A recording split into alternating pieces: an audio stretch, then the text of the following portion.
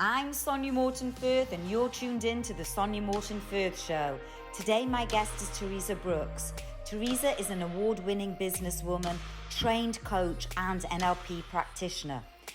And, we might as well cut to the chase because the deepest part of it really is self-worth. And then I started to realize, wow, this is a big thing. This is a systemic thing. This is huge. Teresa has spent 2 decades in media sales and now helps ambitious women overcome their fear of selling with NLP, positive psychology, and professional coaching skills. It's going to sound a little bit, I don't want it to sound trite or cheesy, but it is truly to trust yourself. Because, the self-doubt is an absolute killer.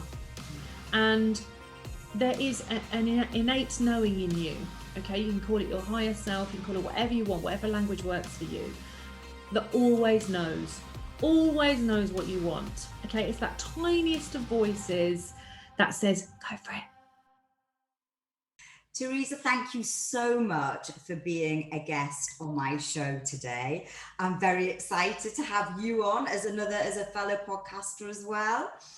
Yeah, it's great to be here. Thank you so much for inviting me. I'm excited to talk to you. I'm really looking forward to this conversation and getting into a little bit more about what you do and how you help women today. But I guess before we get there, Teresa, tell my audience a little bit about yourself. What is it that you do currently? Just a little bit, just a little snippet. Yeah. So as I stand, I'm a trained coach and NLP practitioner and mental health first aider as well, but I'm also holistically trained. So way back when I had a holistic business, so the whole range really, aromatherapy, Reiki, reflexology, massage, everything. That's what I loved. And that's what I really enjoyed, was that holistic approach. And then as I went through the years, I got into like corporate sales world, media world, and I still was really interested in that approach. But in that arena, that gets a little bit shaken out of you. There's not a lot of time for that kind of approach. So I think it fell by the wayside a little bit. But now that I'm a coach, I've definitely rekindled that part of me, because I work with women primarily to help them grow their business. But of course, when women are growing a business, there's something in there about, they're wanting more. And when women want more, something happens. And it's not always great, because the blocks and beliefs and programming from all the past years tend to show their heads sometimes in various ways and can stop this great process of growth. And it's very different having your own business as an entrepreneur to being in that corporate world or to anything else, actually. So I found it quite a world, quite a revelation. It's been a real, people use the word journey, don't they? And maybe sometimes early doors you cringe a little bit, like, oh, the journey. But it really is, because you start to experience things in a very different way. So now I help women to really overcome those blocks and beliefs and clear some of that from the past, so that they don't sabotage, self-sabotage unwittingly their own business and their own success, and so that they can dream big and they can actually achieve it, because it is totally possible, but it's all in the mindset. So that's a little bit about what I do. I love this. And there are so many different tangents and areas that I want to go down, particularly when you talk about women and limiting self-beliefs. But before we get there, what was it? Was there a turning point in your career where you decided to give up this corporate job and turn to coaching? What was that moment for you? Oh yeah, there's always a point, isn't there? I think we've all had a point like that, where really things just need to change. And so for me, it was a big values check-in. So I'd been working in corporate and enjoying all the benefits that came with it, enjoying all the money, the company car, paid this, paid that. And I was like, I wasn't a mum and I was single and I could do whatever I wanted. And it was brilliant. It was hard work, but it was brilliant. And then, life steered in other ways, and I found myself expecting my daughter, Mia. And I thought, oh, that wasn't really what I had in mind. These things happen. And I thought, well, that's amazing. That's what I really, really want. So then it was a case of, how am I going to hold this fusion together? And so I continued really through that. So I went back to work after she was born. This was a single mum as well. So I went back to work for 2 years in corporate, and that was really quite tough because all my values had changed. You And know, everything had changed. when you say your values had changed, in what way did they change? Well, it was my priorities really. And, you know, realizing that when you're working in corporate, you're running your game on other people's values, you know, what they need, what's important to them, you know, what they need to achieve, what the company needs to achieve, and also through their culture. Okay. So values and culture are obviously tightly related. And it wasn't until I trained as a coach that I really understood this and could explain it in those terms. But that is actually what happened because, you know, it was very important to me. Your values are what's important to you. And it was very important to me to be present as a mum. And I realized that I was actually still running this old life and doing everything that they wanted me to do. And I wasn't there. So that was really difficult. So it came to kind of that choice of what's more important, what means more. And connection is one of my values. And so I became more disconnected with my corporate world and more resentful actually around their demands. And also was becoming a bit disconnected with my daughter. And I wanted that connection. So of course that was really driving a wedge in me. That with other things as well, just really took me to the point where it felt like, Sonia, I can't have both. And that's a really interesting point. When you say you can't have both, because look, there are a lot of women that do obviously have children, and they're in the corporate world, or they're starting their own business, and they have to have both. You can't get rid of your child, certainly not. How or in what ways do you think you've managed that process of having both? Because I know now you're an entrepreneur and you run your own business. And in a lot of respects, I think that's potentially more difficult than just going to the corporate. Oh, it is. Yeah. I totally agree with you there. And I think any woman listening will be like crazy nodding their head. So, yeah, I mean, this is an interesting point for women, okay? And it's not one to be avoided, I think, to talk about because it does feel like that. Yes, there are women, of course, that are hugely successful and have children as well. It's not that they're not mutually exclusive, but there is a difficult time.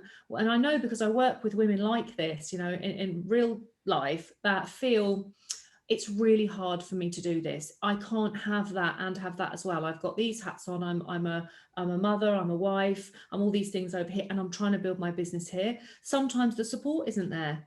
You know, sometimes the partners or husbands don't really support that, don't actually want that change themselves in the dynamics.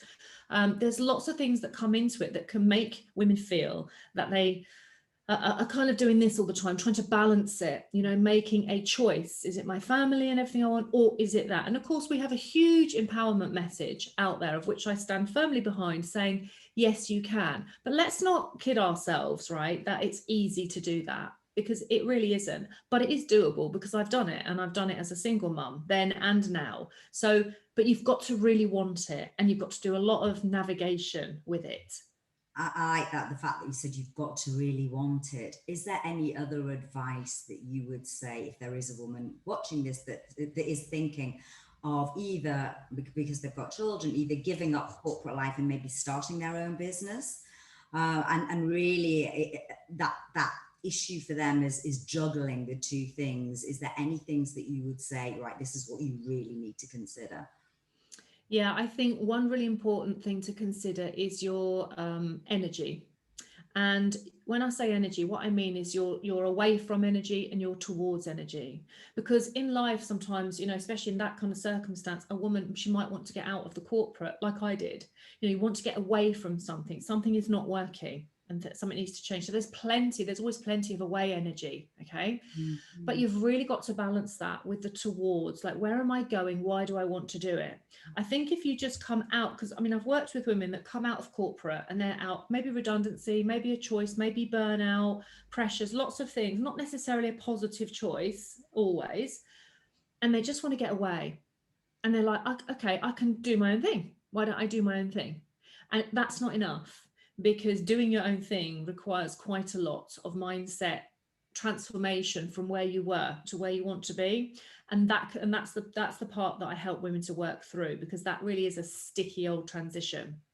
So you've got to really have a focus and a vision on why you want to do this, not just because you want to get away from your work or to change things, because the life of an entrepreneur and building your business will demand from you that you be different, that you become a different person. So therefore there's huge change in becoming an entrepreneur. There's huge shifts and you almost like shed skins. This can cause problems. This can cause problems at home, in relationships, friendships, all kinds of things as this goes forward. So you don't really want to be doing it alone is the first thing. And secondly, you really need to know where you're heading. You've got to have that future vision, and you've got to have, we hear it a lot, but you've got to have the why. Yeah. But let's not overcook the why. It doesn't have to be this massive global changing why. It's just really that reason that aligns with your values, that means that when it's a bad day, when things feel a bit rough, when you really don't feel like doing it, or it's just a massive duvet and PJ day, nothing's working, you will still keep going. It's that why. What are the main limiting self-beliefs that you see in these women? And how do you think they can overcome some of those things? Is there a sort of common thread that you see with Oh yes, clients? yeah. And to be honest with you, that's been quite revealing to me, because coming from a background of a very male dominated background in sales and media, not to say there were no women, but it was, you know, highly male environment. I don't think that I knew women in this way. I didn't really see it, because the women that I would work with would be, you know, quite masculine driven, quite alpha women, you might say, a little bit like how I was and still am to some extent. You know, masculine energy is good and it gets things done. But I didn't see this other side, because they weren't those kinds of women. Now, they might have been deep down and underneath, but really it takes quite a core to succeed in sales. So they were probably like hugely, you know, masculine energy. So I didn't really get to see the other sides. So when I came into coaching and I made the conscious decision to work with women, it's been quite a journey for me too, and also to see myself as a woman in a different way. And, you know, we might as well cut to the chase, because the deepest part of it really is self-worth. And then I started to realize, wow, this is a big thing. This is a systemic thing. This is huge. And that's what I've seen unfold over the past 2 or 3 years with women. And it's taken some time to actually see that pattern. But it's really, you know, am I worthy of this? You know, can I really have this? Am I worth it? And really, that is the bottom of every single bucket. You can call it lots of things above that. And how would you say that? Because we were talking about, and I'm relating so much to this, having come from a sales masculine, male-dominated environment, and being somebody completely different, and being very much in my masculine energy. But how do you help women? Because sales is an important part of any business. Really connect with that and overcome their, well, firstly their limiting self-beliefs. And I guess their fear of selling.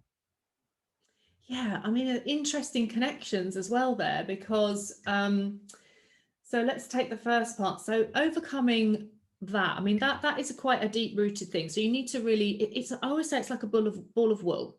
So you get one end and you find an end and you just start pulling it, because you've got to find where it comes back. Now that can take quite some time, but I do a lot of belief change work. So you can change your beliefs, like literally just like that.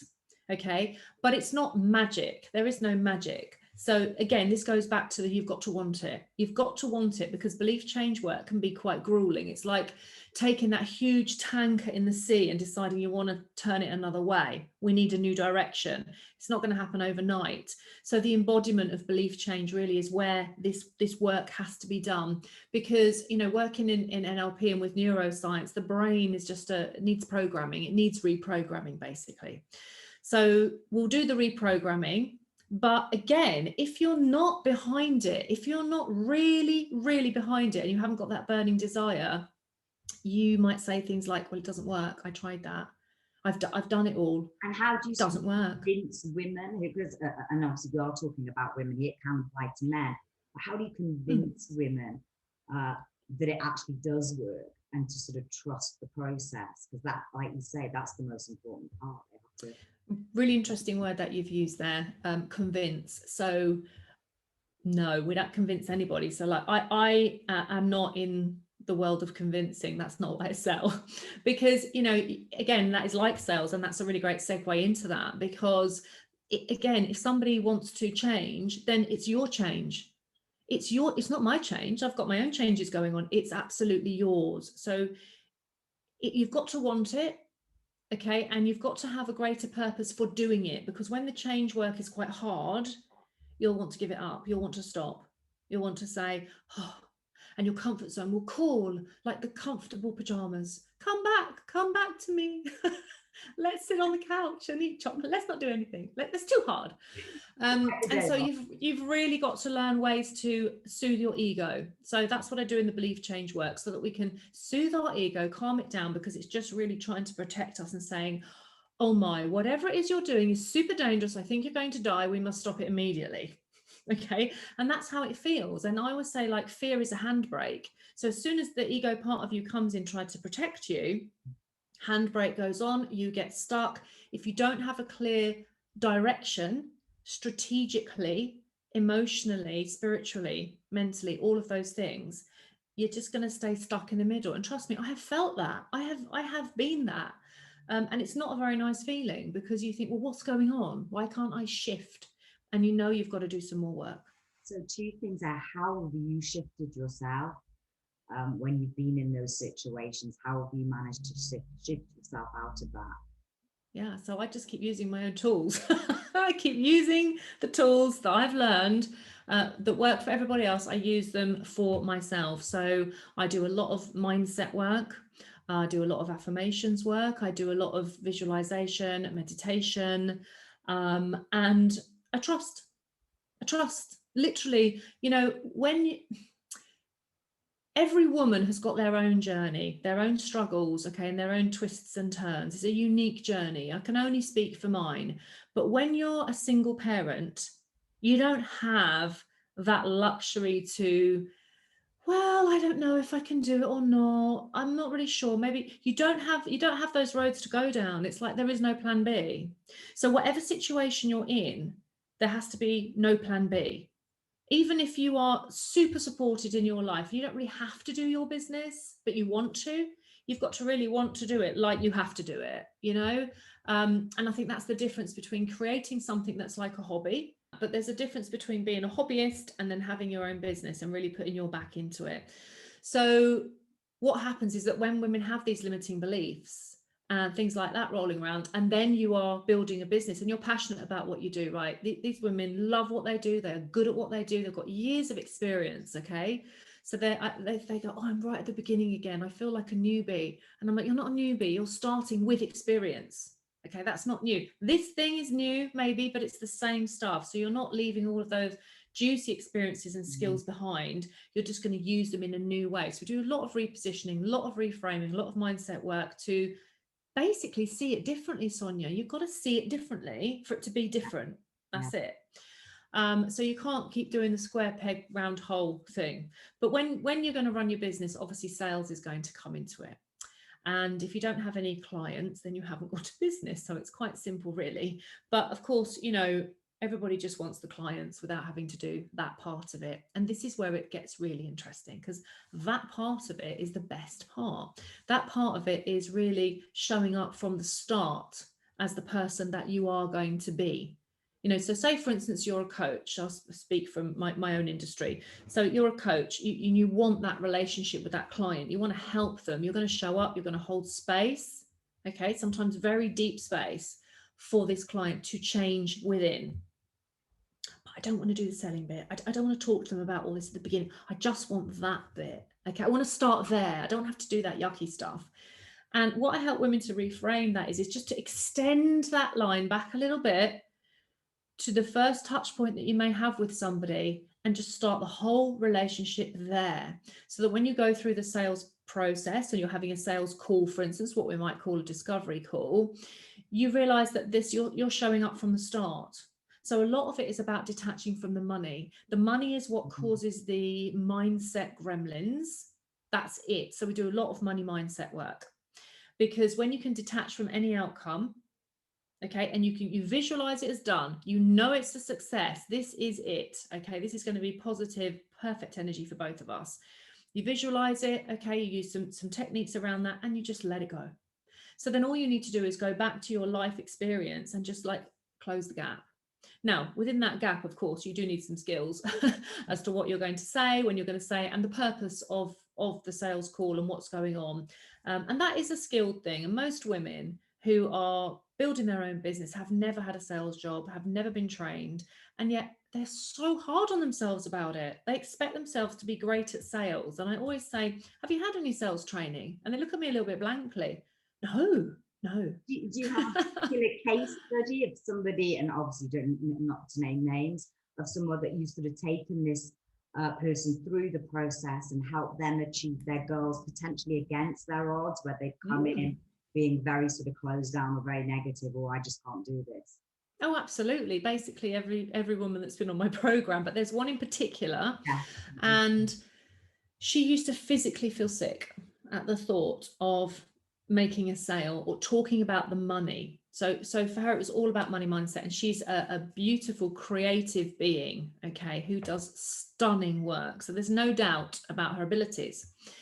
And she would love all the relationship building part, would really love that connecting, finding out all that kind of like early stages of sales.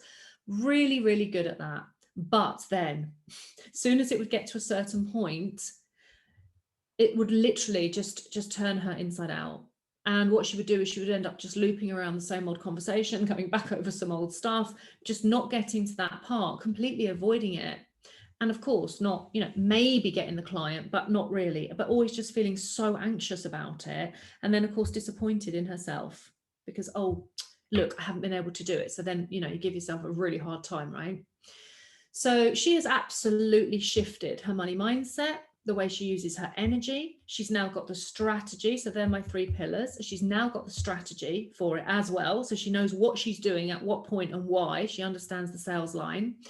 And after she'd finished the program, bear in mind, it's only 8 weeks. We're not talking years worth here, she went off and she had a call and she closed a 7K client. Wow. No problem. Wow. No problem. I've got the text. I use it on my testimonials, amongst others. And I couldn't have been more happy for her. And this is one thing that I want to say is that, your only interest in sales should be your client's success. Now, obviously, she works with me one-to-one now. She's continued. She's been through the program, but that wasn't my view for her when I first met her. Okay, it all came from a really genuine place. In fact, we connected on a completely different level, and then it evolved into that. Okay, and then she was like, she was the first one on my program. I haven't even done it yet. She was like, well, just do it. Will you just do the program? Me the guinea pig. She's like, I'm in, here's my card. So she was waiting for ages to join, and it's really, really shifted her business. And, she's not scared of it now. And she really just embraces it and realizes that it was a lot to do with her limiting beliefs. And in her particular situation, money mindset. And of course, there was a lot of deep little gremlins behind there. So we had to go and work with them. So yeah, great success story. Super proud of her. And if there's any 3 things that you could say, if someone was watching this and they just wanted some frightened of sales, is there just 3 tips that you can give? These are, if you just did these 3 things, this would sort of shift your out. Just 3. Okay, let me think carefully. So yes, work on your money mindset, because the biggest fear around sales is to do with the money, and women will start with the money. Okay, so mindset. The second thing is your self-worth, because when they think about the money and then they're like, oh my God, that's quite a lot of money, or no one's going to buy anything from me, or that's too much, or is it too little, whatever, everything starts jumping around. And then the next thing is, oh, is it too much? Am I worth it? Will anybody pay that for me? So you've got mindset, you've got self-worth, you've got the inner work there really to do, alongside also learn some strategy, get some training, understand what sales is about. Because, I did years and years of sales training. I didn't just go out and become good at seeing clients, years of it. So absolutely get some of that. And then I'm just going to give you a last one, which makes 4, I think, but never mind. Just squeeze one in. Switch, so my methodology is serve, solve, sell. And you'll notice that sell is at the end. That's not really what we're talking about. Okay, so switch selling to serving in your mind. Just do that really quick reframe, or even more simple, switch it to helping. It's all about intention. What is your intention on this call? If it's to like bag a couple of grand and a new client, it's not going to work. It's not going to work. So your intention as to why you're there and what you're doing, that goes back to your why, goes back to you've really got to want it, goes back to your bigger picture. Okay. And then so when you use client attraction and use your energy to attract the right clients as well as your marketing, then when they come, it's a beautiful match anyway. But then you just use your skills, you bring yourself naturally as you are, you use the strategy, you serve them well. People need leading. So I always say sales is leadership. So basically reframe the whole thing. Yeah, absolutely. I love that. Now, is there any final thoughts before I ask people where they can find out more about you? It's going to sound a little bit, I don't want it to sound trite or cheesy, but it is truly to trust yourself, because, you know, the self-doubt is an absolute killer. And there is an innate knowing in you. Okay. You can call it your higher self. You can call it whatever you want, whatever language works for you, that always knows what you want. Okay. It's that tiniest of voices that says, go for it, or says, no. It's that little tiny whisper. It's so quiet sometimes that we go, whatever. Yeah, I hear you, but, and really that's the one to tune into. Okay, because that is the true you. That is the true you that always knows, that's always got your best interests at heart, and that always gets it right. And I think, you know, there won't be a woman listening, or even a man, that hasn't done that thing where you say, I knew it. I knew I shouldn't have done that. I knew that was wrong. I knew it. Why didn't I listen to myself? I listened to that little voice. Yeah. Absolutely. Yeah, hands up, like everyone. It's a human thing. So listen to that and tune into that even more. Focus on the soul of you and the soul of your business, as well as the strategy. Teresa, I love this. You've given some great information. Where can people find out about you? Your website, or if people want to work with you, how do they get in touch? And I'll put this in the show notes as well. Oh, lovely. Thank you. So yes, I'm easily available at Teresa Brooks, pretty much all over the internet.